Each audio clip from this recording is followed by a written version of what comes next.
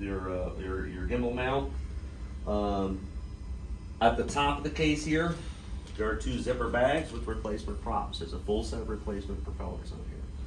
The propellers get mounted on. You can see there are hex nuts on there. There's also a tool in there, hex. So if you have a breaker prop or something, just take these out, grab the proper propeller and put it on. If you notice, the props are marked appropriately. Okay, these 2 here have that marking, so they turn counterclock or counter directional. So you got to make sure you put the right prop on the right end, otherwise the drone's just going to flip over and fail. To take this out, on the top here, these are the legs. There's 1 and there's 2. They're just press fit into there. So when you're done with it, you can just kind of like push these in here and then drop them down and put them in the case. So what is that for again?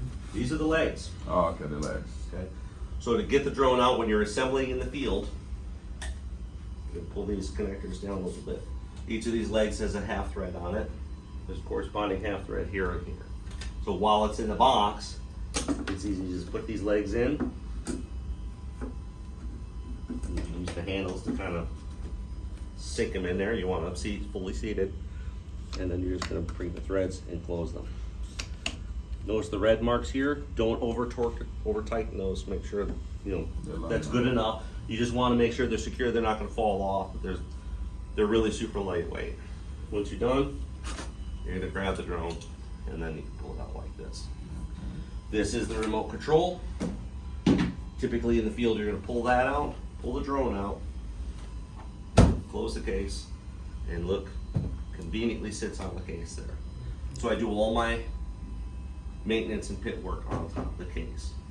So when you're putting the payload on, there's only like that much clearance with the ground. So if you do it on here, you got a soft case that you rest the camera on if you need to. Never take off or try to land on this stuff. It's not that accurate. It may land like that or something and fall over, so we don't want that. These 2 foam items on each side, they're just there to hold the wings in, hold the blades in during packing. But you want to keep them because you're going to put them back on every time you're done. So you take the front blades, you move them out, and then you pull this guy off. And then usually what I do with these is I stick them back in the case so they don't get lost. I had somebody throw these away once because they thought they were done. Okay. Notice that 4 arms, the top arms are angled, the bottom arms perpendicular to the ground. You're going to unfold the bottom perpendicular parallel arms first, and then thusly. Okay. The last thing you're going to do is take these screws and lock them in.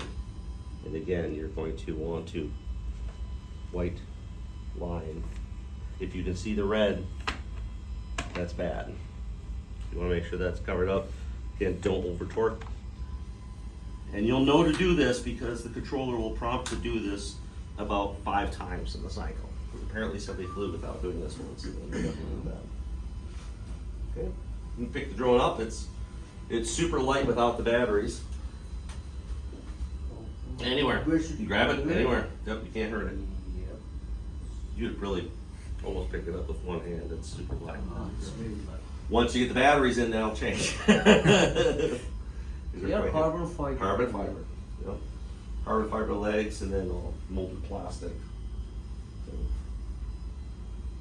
we'll all go to practice putting this together and taking it apart.